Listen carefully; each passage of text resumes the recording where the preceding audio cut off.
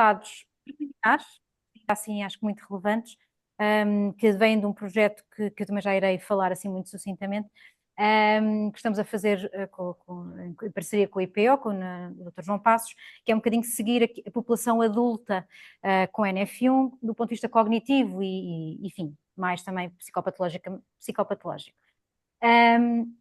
Então, como acabámos de almoçar, um almoço que foi ótimo e que foi a seguir de uma mesa redonda onde falámos de algumas destas coisas, curiosamente, e é sempre bom parar para pensar em nós. E parar para pensar em nós na perspectiva do que é que nós sentimos. Como é que nos sentimos habitualmente? É verdade que alguns de nós, enfim, por defeito profissional, pensamos muitas vezes nisto, aliás, isto faz parte diariamente disto. Muitos de nós, e mesmo alguns profissionais já fora do seu contexto mais profissional, esquecemos um bocadinho de pensar como é que nos sentimos. E não estou a falar do sentir físico, que isso é o mais no comum. Estou a falar como é que nos sentimos emocionalmente falando. E, portanto, começo por aqui. Pensar sobre como é que nos sentimos habitualmente, a maior parte dos dias. Faço o repto, este pequeno exercício, assim, interior a cada um de vós, para como é que nos sentimos habitualmente. Olhando agora, peço desculpa, para a última semana, vamos tentar fazer, também volto a dizer, individualmente, para cada um de nós, aqui não é necessário partilhar, mas como é que nos sentimos e em que medida nós fomos incomodados por algumas destas coisas. Então, passarei a dizer, na última semana, quanto é que nós fomos incomodados por nos aborrecermos ou irritarmos facilmente? Falámos aqui, curiosamente, sobre as questões de irritabilidade dos adolescentes, mas isto aqui é válido para todos nós. Será que nunca, às vezes ou muitas vezes? Como é que fomos incomodados na última semana por ter um medo súbito sem razão aparente? Inexplicável. Sentir-nos tristes. E não estou a falar da tristeza situacional por algo que correu menos bem, mas que daqui a umas horas ou amanhã já estamos bem. Estou a falar desta tristeza que parece ser continuada e que não nos larga, não é? Como se fosse ali uma moinha, sempre a chatear. Não ter interesse por nada. Aquilo que gostávamos deixou de ter interesse. Ou a sensação de que falta o ar. Parece que estamos em sufoco. Ou então ter ataques de terror ou de pânico.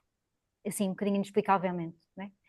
Como digo, se pensarmos, pararmos para pensar, se calhar algumas destas perguntas podem ser respondidas. Isso nunca me aconteceu. Ótimo. Estão bem. Às vezes, e o às vezes pode ser, lá está, situacional, ou então muitas vezes. E é este. Isto tem. Aqui. Esse, não se tem mal. Ou muitas vezes pode ser já um sinal.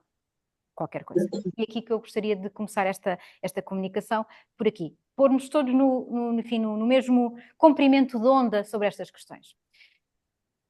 Não existe saúde, e saúde geral, sem saúde mental. Isto parece um clichê, mas a verdade é mesmo verdade. Só podemos dizer que estamos bem do ponto de vista da nossa saúde se também a nossa saúde mental estiver em consonância com o que sentimos. E, de facto, a relação entre a saúde física e a saúde mental encontra-se bem estabelecida. Portanto, há dezenas, centenas, milhares de informações, sejam elas de caráter científico ou mais aplicadas ao nosso dia-a-dia, que nos mostram esta relação. A verdade também é que o agravamento e a complexidade de uma determinada doença física aumenta o risco de doença mental e ameaça o nosso bem-estar. Parece também lógico. Por outro lado, nós sabemos que, padecendo de uma doença física ou de alguma alteração do ponto de vista físico, também sentimos que o nosso estado mental dá algum sinal. E é bem relatado a existência de elevados níveis de depressão e de ansiedade, associados também a este menos bem-estar físico.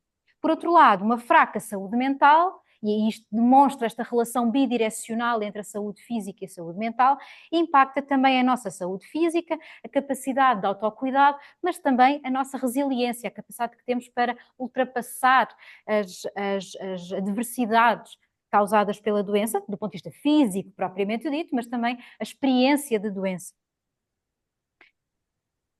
Mas antes de continuar, e porque acho que é sempre importante distinguirmos as duas coisas, e porque, contra mim falo, tendemos a utilizar estes termos saúde mental ou perturbação mental um bocadinho de forma de senso comum, às vezes como portanto, relacionados, mas sem encontrarmos verdadeiramente qual é que é a barreira que os distingue, eu achei por bem fazer esta distinção, para saber o que é que nós estamos a falar quando estamos a falar de saúde mental e o que é que estamos a falar quando estamos a falar de perturbação mental.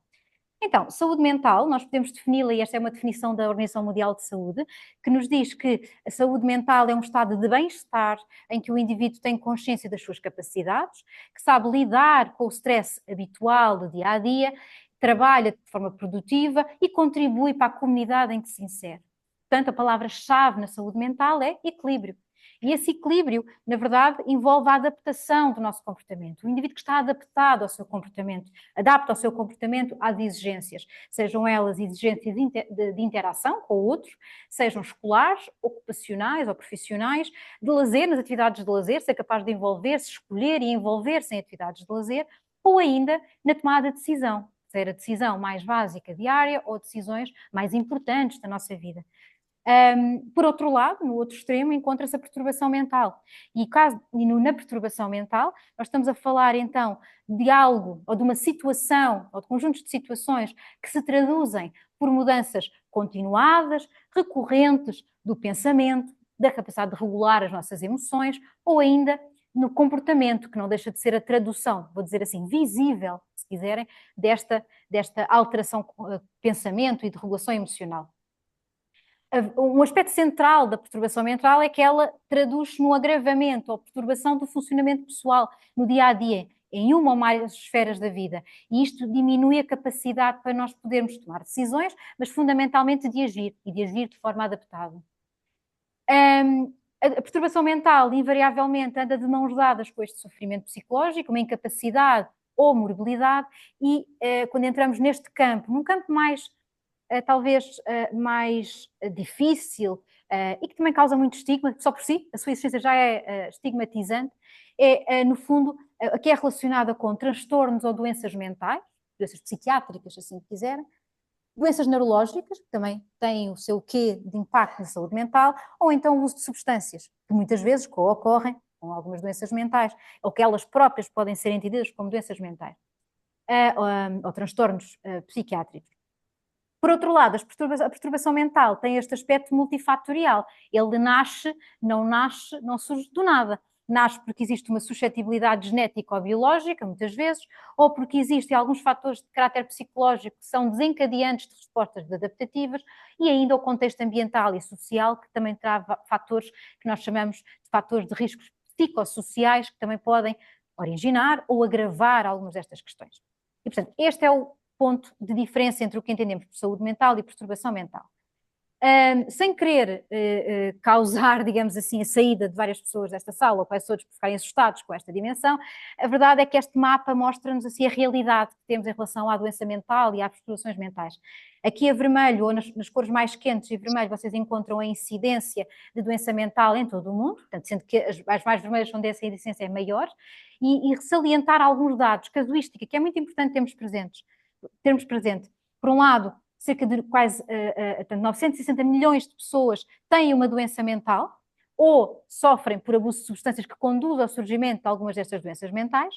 Destas, 284 milhões de pessoas têm ansiedade, ou seja, ansiedade clinicamente significativa, portanto, que é considerada a perturbação mental mais comum, e que se pensarmos, se calhar todos nós, em algum momento das nossas vidas, sentimos uma ansiedade que é menos normativa. As mulheres são as mais afetadas, portanto, cerca de 12% das mulheres têm algum tipo de perturbação mental, enquanto que os homens também têm uma frequência mais reduzida. E, por outro lado, e este é um achado que acho que é muito importante e deixar sempre sublinhado, que é a doença mental ou as perturbações mentais explicam 14,3% da mortalidade dos indivíduos, portanto, e que constitui então 8 milhões de casos ao ano, o que é muitíssimo. Este gráfico também não pretende ser nem complexo, nem assustador, mas eu achei que era importante trazê-lo. Vocês veem neste gráfico uma representação dos principais quadros psiquiátricos ou psicopatológicos, alguns dos quais todos nós já ouvimos falar, mas aquilo que eu queria chamar a atenção, e acho que este é um aspecto importante e que serve um bocadinho de base àquilo que é a importância dos resultados que eu trago aqui, é a idade de início de muitas destas perturbações. do parar, e muitas delas começam ainda na primeira infância. Algumas outras acontecem na adolescência. E quase todas elas, reparem, vão progredindo e vão seguindo a sua história natural ao longo do ciclo de vida. Não é? Deste gráfico, eu achei o gráfico interessante, mas achei que ele era muito limitado. Faltam aqui algumas coisas. Desde logo, faltam aquilo que são os outros quadros clínicos, e alguns dos quais também classificados como dentro da perturbação mental ou das doenças que afetam o foro mental, que são todas estas que vocês veem aqui no slide em baixo. A deficiência intelectual, a hiperatividade e déficit de atenção, a perturbação do espectro do autismo ou as perturbações específicas da aprendizagem, cujo início tende a ser também de fases muito precoces. É preciso dizer que muitas destes quadros também têm, ou melhor dizendo, também co-ocorrem com muitos dos outros quadros que vocês veem dentro do gráfico. E, portanto, por um lado, alguns sintomas são próprios destas entidades clínicas, mas depois também são já um fator, vamos dizer assim, de predisposição para o desenvolvimento de outras perturbações. Atenção, não estou a dizer com isto, não estou a lançar um cenário negro, é preciso só termos presente que, se isto acontece, temos que estar muito alerta aos sinais. E, fundamentalmente, é isto. Isso passa naturalmente pela família, passa naturalmente pela comunidade e estarmos cientes que isto acontece. Quais são os desafios, então, em relação aos desafios psicológicos no contexto de doenças raras? Bom, isto será reconhecido por todos, naturalmente. As doenças raras são medicamente muito heterogéneas e mesmo dentro da mesma doença rara temos uma grande multiplicidade de manifestações clínicas ou de formas de apresentação. O denominador comum delas todas são os seus estressores comuns a que vêm nos doentes e nas famílias e que são ligados à condição de raridade, não é? Sabe-se pouco, as pessoas, de um modo geral, desconhecem como é que estas doenças se manifestam, quais são as suas implicações, e naturalmente isto aumenta exponencialmente o risco psicológico ou do impacto psicológico ao nível do indivíduo, naturalmente, e quanto mais jovem é o indivíduo, mais impacto poderá ter, no fundo tem a ver com o seu próprio desenvolvimento e como é que ele encara a vivência desta doença para si, para a sua família e para a sua comunidade. O relacionamento interpessoal, naturalmente, como é que o indivíduo é capaz de se relacionar com os outros no contexto de ter uma doença rara. E, por outro lado, o contexto social. Na verdade, como é que os outros reagem a esta presença e como é que são facilitadores ou não de relações que sejam proveitosas do ponto de vista de interação e, portanto, fatores de bom equilíbrio psicológico. Agora, olhando para a psicopatologia da NFU, isto é, olhando para os aspectos mais de saúde mental ou de perturbação mental dentro da NFU, não existe muita coisa, é preciso dizê-lo, a literatura é relativamente escassa em relação a este tema. Portanto, estamos a falar, primeiro de tudo, numa incidência que é elevada. Reparem, 1/3 dos doentes têm qualquer tipo de psicopatologia, só isto já é um red flag, assim, um sinal de alerta bastante grande. E quando olhamos em detalhe para isto, nós verificamos que existem elevados níveis de depressão em 55% dos doentes, enfim, segundo os estudos que existem presentes, quando comparados com a população em geral.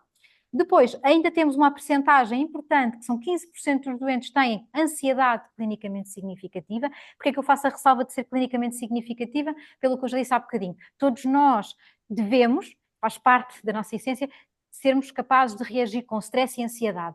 A dose certa de ansiedade e de stress é adaptativa, é o que nos permite reagir às coisas. O problema é quando essa ansiedade ocorre muito tempo e ocorre desproporcionada ao estímulo que a desencadeia. Esse é que é o problema. Por outro lado, os estudos que existem fazem uma menção, falam de uma variável concorrente muito importante, que é a visibilidade.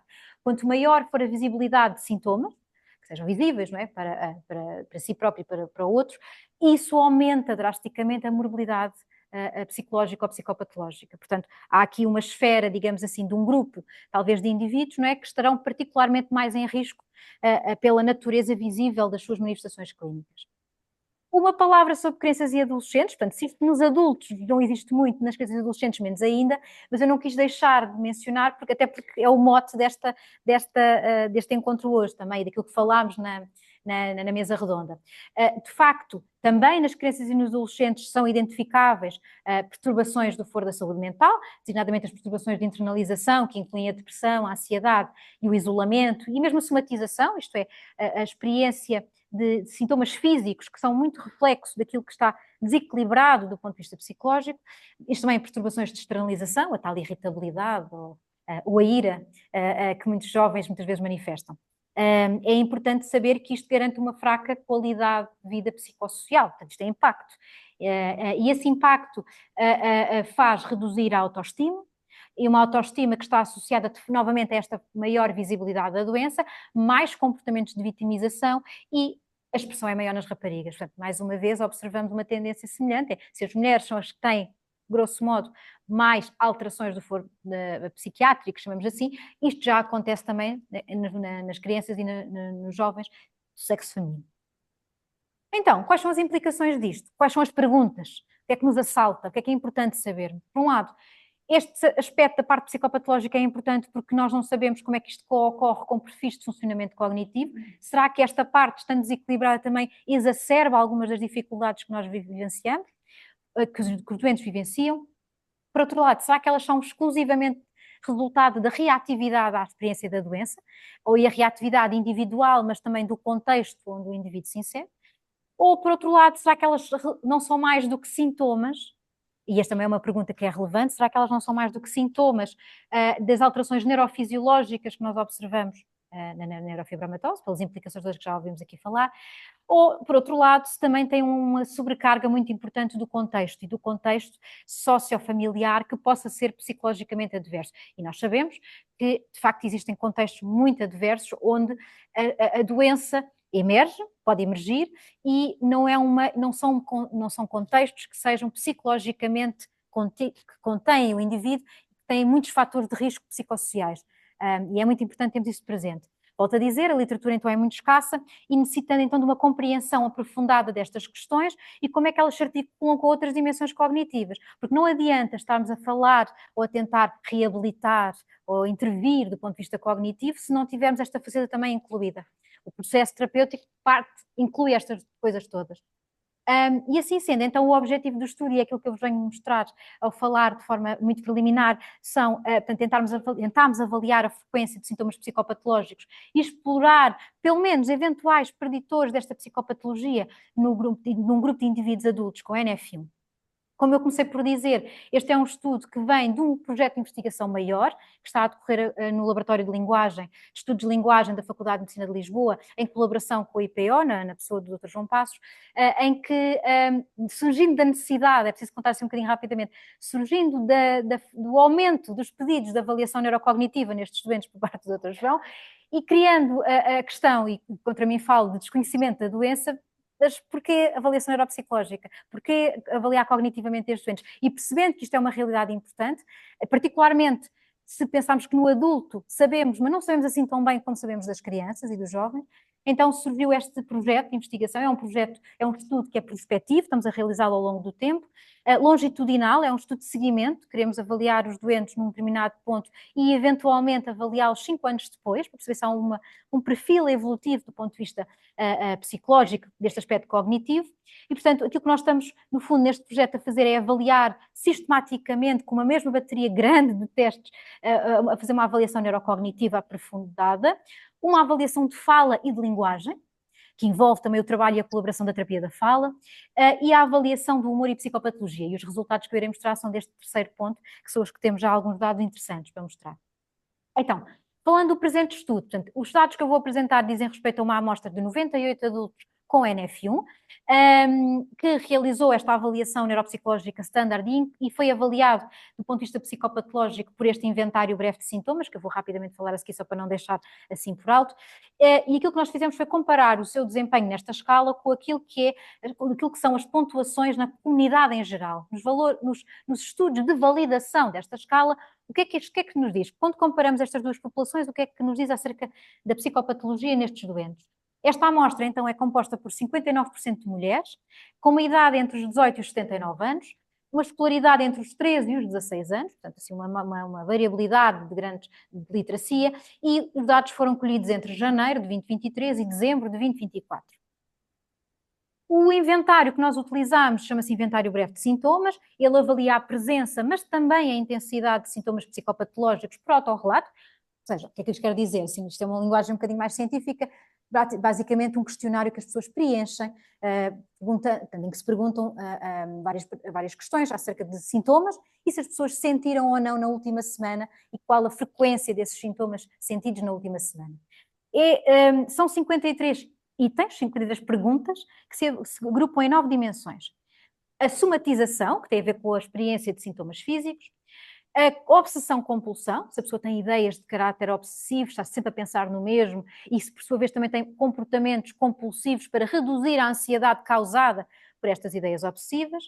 Sensibilidade interpessoal, portanto, se de alguma forma o indivíduo sente que a sua relação com terceiros é estranha, é diferente, que se isola mais facilmente.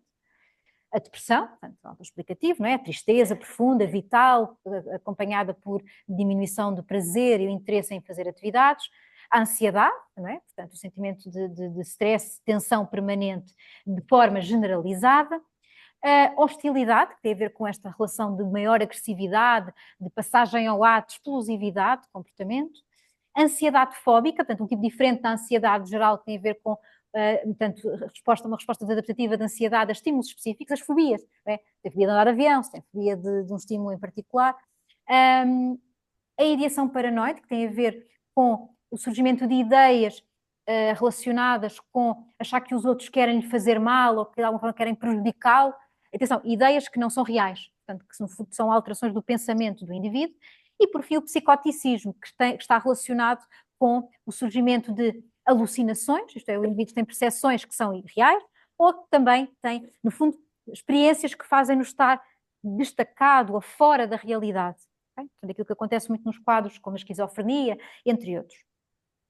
Bom, então, passando aos resultados, e este é que é o aspecto talvez central, depois desta introdução toda, então aquilo que nós verificámos foi, questionando diretamente os doentes com NF1 acerca da existência de qualquer patologia ou de enfim, que nós poderíamos considerar como sintomas de pendor psicopatológico, isto ainda antes de irmos à escala, verificamos que 28,6% têm queixas depressivas e 34,7% queixas de ansiedade. Portanto, só estas. São coisas relativamente simples que perguntamos numa consulta de base diária. Olhando agora já para a escala propriamente dita, aquilo que nós verificamos é que, de facto, 33,7% têm sintomatologia psicopatológica clinicamente significativa. Portanto, ou seja, que pontua acima daquele 1,7, que é o chamado ponto de corte, abaixo deste valor é a variação normal dos sintomas psicológicos que podemos ter, e acima deste valor, alterações clinicamente significativas e que merecem, logo à cabeça, um encaminhamento para consultas de especialidade. Olhando para a diferença entre homens e mulheres, e portanto isto chama a vossa atenção para aqui para o beijinho, digamos, deste gráfico, aqui à vossa direita, reparem que há uma diferença clara entre homens e mulheres, que a literatura também já apontava. Reparem que 65% das mulheres têm sintomatologia psicopatológica clinicamente significativa, versus 35% dos homens. Poderíamos discutir porque é que é as mulheres e não os homens. Enfim, se pensarmos na população adulta, eu não estou aqui a mostrar e não tenho esses dados para mostrar ainda as diferenças entre faixas etárias, porque eu acho que há uma diferença de acordo com as faixas etárias. Os jovens, por norma, expressam melhor estas questões do que pessoas mais velhas. E, portanto, provavelmente esta diferença poderá ser também devida ao facto de, na nossa população, na nossa cultura, os homens tendem menos a expressar aquilo que sentem e acham que é algo que os faça sentir diminuídos, expressar problemas do foro da saúde mental. Portanto, esta é uma hipótese, mas que carece ser explorada melhor. Quando olhamos para as diferentes dimensões, aquelas que eu mencionei todas, verificamos que em todas elas as mulheres estão pior que os homens, exceto na hostilidade, curiosamente. Portanto, a hostilidade é a única variável, a única dimensão em que parece não existir diferenças, muito embora as mulheres continuem a pontuar mais que os homens nessa mesma dimensão. Olhando agora para a população em geral NF1 versus a população geral da comunidade, portanto, sem este diagnóstico, e a vermelha, eu já coloquei, isto é um daqueles gráficos, daquelas tabelas péssimas de se entender, eu já coloquei a vermelha aquilo que é essencial, que é o total de sintomas positivos. Reparem que os doentes com NF1 têm mais significativamente sintomas psicopatológicos em relação à população em geral.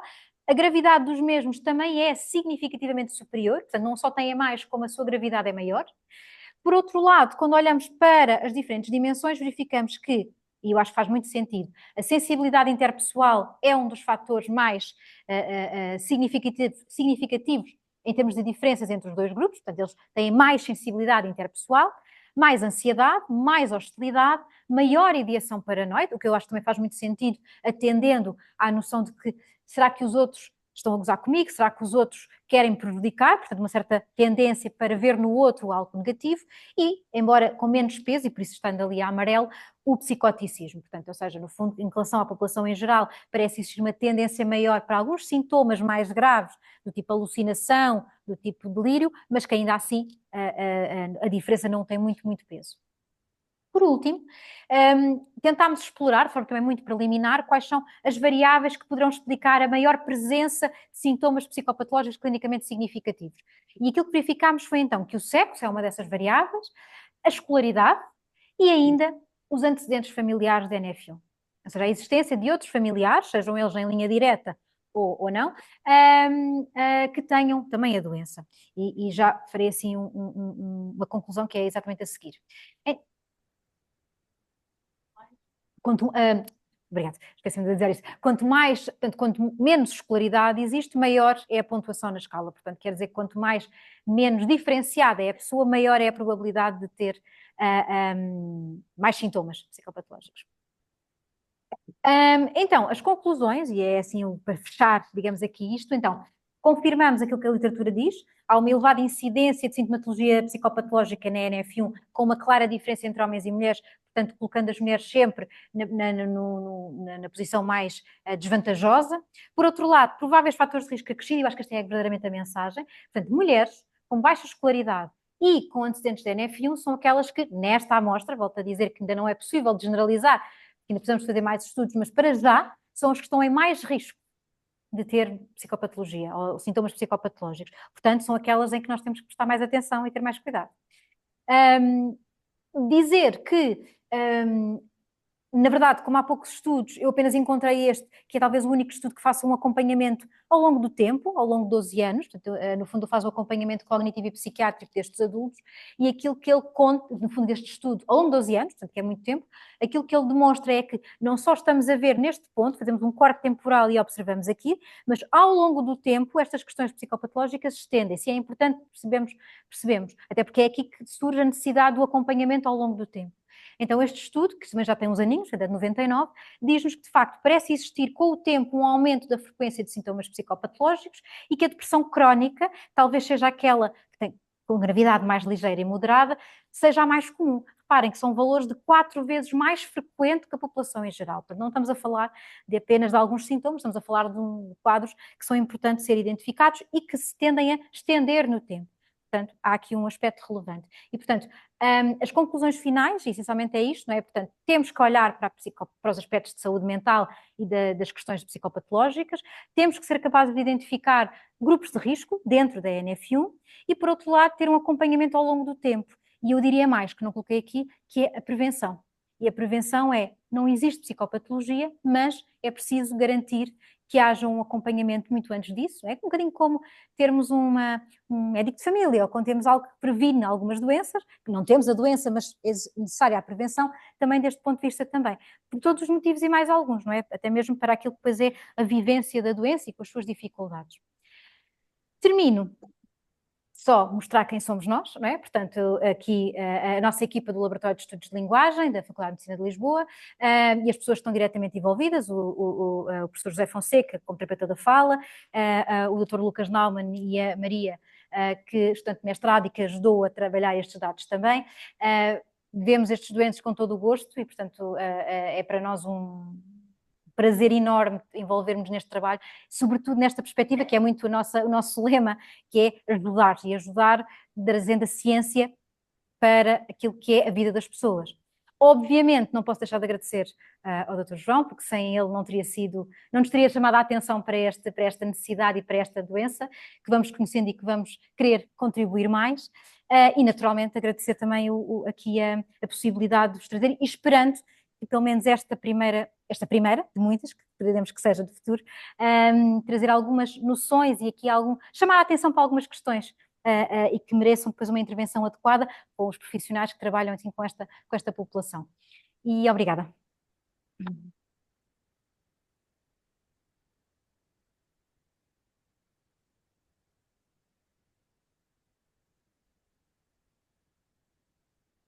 Alguma questão? Alguém quer pôr alguma questão? Só um bocadinho. Obrigado, Carolina, pela sua contribuição para este encontro. Em relação aos valores de referência para a população geral, Uhum. esses inquéritos também são em formato de autorrelato? Sim, Sim? sim, sim. Ok. Que impacto é que poderá ter Ah, este vários. tipo de resposta? Sim, sim. Tem sempre, inerentemente é sempre uma limitação. A limitação pode depender, por um lado, naquilo que é a percepção do doente sobre verdadeiramente se tem algum tipo de problema ou não, e nós sabemos que muitos doentes, não são estes, vários, às vezes estão em negação, acham que está tudo bem, quando na verdade não está, portanto, só por si isto já é enviesado. Por outro lado, há aqui uma questão importante de viés que tem a ver com a natureza do próprio instrumento, não é um instrumento grande, como podem ver, 53 questões, é dá trabalho responder, e sabemos nós que em alguns doentes que provavelmente poderão ter aqui algumas questões até cognitivas ou com alguma dificuldade, e mesmo de escolaridade, em que não entendem a pergunta, tender a subvalorizar ou sobrevalorizar algum sintoma, não porque o sintam, mas que possam ter dificuldade em compreender o que está a ser avaliado. E isto não é muito científico o que eu vou dizer, mas tem a ver com a experiência diária. De facto, não há alguns doentes, não todos, obviamente, mas alguns doentes é preciso fazer com o doente, ou seja, explicar, parafrasear alguns itens para perceber se o doente consegue responder ou não. Portanto, e obviamente que sim, há sempre um viés que nós temos que ter em consideração em relação a isto, mas advém da forma como avaliamos. E também poderá eventualmente estar relacionado com a motivação da Também, própria também, pessoa, não é? também, sim, certamente. Sim, sim, e é preciso dizer que os doentes fazem preenchimento desta escala já depois terem, assim, vou dizer assim, levado com 2 horas ou 2 horas e tal de consulta a executar testes cognitivos, portanto, que é exigente do ponto de vista cognitivo, é exigente da relação. Claro que cabe ao clínico que está do outro lado fazer um malabarismo, e agora não entendo malabarismo, quer dizer, na relação, motivar para, mas obviamente que a motivação pode também ter aqui um impacto importante. Esperemos que com uma amostra grande, já são 98, já vamos ter mais, que esse efeito possa ser diluído, ou seja, é como se todos eles estivessem no mesmo patamar e, portanto, esse efeito dilui-se pela dimensão amostral, mas veremos. Okay. E qual é que é mais ou menos a taxa de sucesso, digamos assim, entre os formulários que são entregues, quantos é que são efetivamente preenchidos? Não, eles são todos preenchidos. São todos. Eles são preenchidos em Em consulta. Portanto, consulta, nós estamos, ok. ou seja, não deixamos, ou seja, não entregamos e depois, agora quando tiver terminado, venham-nos entregar. Não. Nós fazemos em consulta. Exatamente por esta necessidade. Eu acho que tem muito a ver com aquilo que é, pelo menos a minha experiência e a nossa experiência clínica, é passar inquéritos. Quando a pessoa está na sala de espera a preencher, não dá bom resultado. Tem que ser, porque as dúvidas vão surgir. E minimizamos este fator de não ser preenchido algum item ou de ser mal preenchido, e a relação ajuda imenso no preenchimento. Eu não acho que seja que interfira, antes pelo contrário, melhora substancialmente os relatos, o autorrelato. É assim um autorrelato hetero e autorrelato em simultâneo. Muito obrigado pelo vosso trabalho, Nada. é extremamente importante e fico ansioso por saber os resultados finais. Sim, claro que sim. Mais alguma questão? Sim. Eu acho que é mais um comentário. Penso que temos que apostar muito na formação dos nossos jovens com neurofibromatose tipo 1, porque parece ser o principal fator protetor, um dos principais fatores identificados que nós podemos modificar. Portanto, apostar muito na educação, na instrução da nossa comunidade, de maneira a protegê-los também da psicopatologia. E eu também tenho uma questão. Quando fala nos antecedentes da NF1 na família, é a doença em si ou é o problema da psicopatologia? Não. Da doença. A doença. A existência da doença. Sim. E Não olhámos nunca ainda para outros aspectos psicopatológicos, mas da existência só da da doença. Só da existência doença, a história familiar. Sim. Sim, e por acaso, não sei se faz sentido avaliar famílias em que já houve uma intervenção da neuropsicologia ou da psicologia, um acompanhamento, e das que nunca tiveram acompanhamento. É muito relevante. Temos uma limitação nisto, é porque nós questionamos, e na verdade estes dados são questionados, não é? Se já teve acompanhamento psicológico ou não, pelo menos fazemos sempre essa pergunta, que é uma pergunta livre, não é? Não olhamos para esses dados, mas pode ser um bocadinho difícil naquilo que as pessoas entendem que é esse acompanhamento, não é? Sim, fui acompanhado em consultas, sei lá, vou dizer assim, de psicologia, ou mesmo tinha umas sessões de uma vez de 15 em 15 dias, não conseguimos avaliar verdadeiramente qual é que é o impacto, porque são depois muito dispares, não é? E sabemos também que, fruto geograficamente falando, ou em determinados grupos populacionais, o acesso a esses cuidados também não existe. E, portanto, corremos o risco de estar a generalizar para algo que já é desbalanceado naturalmente. Sim, sim. Mas é sem dúvida um aspecto relevantíssimo. Sim, aproveito só para dizer que está cá o presidente da RD Portugal, o Paulo Gonçalves, e não sei se vão estender o estudo a outras doenças ou raras. Para já não Já temos, não. mas quem sabe, claro que sim, quem sabe poderemos, no futuro, sim.